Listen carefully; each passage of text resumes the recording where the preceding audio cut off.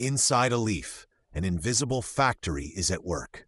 Let's dive into a glowing cross-section where thin green layers team up with sunlight, water, and air to build the sugar that keeps almost all life on Earth alive.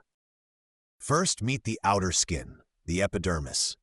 It's a clear protective layer like a shield with a thin waxy coat. Tiny openings called stomata dot the lower side, opening and closing to let gases in and out without drying the leaf.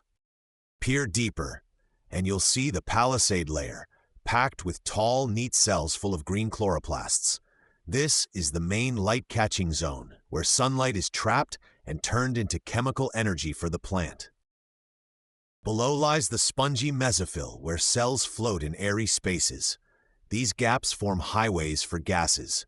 Carbon dioxide weaves between them toward chloroplasts, while oxygen and water vapor drift outward to the stomata.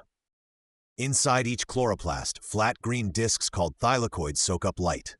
They use this energy to split water into oxygen, electrons, and hydrogen. Oxygen escapes as a waste gas, while energy is stored for the next step.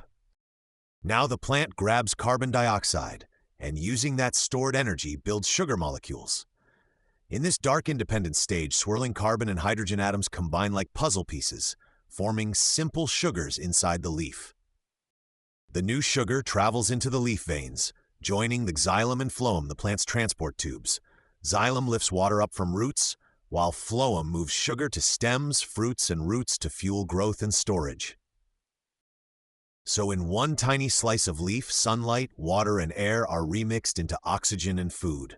This quiet engine of photosynthesis powers forests, crops, and even your breath, one microscopic chloroplast at a time.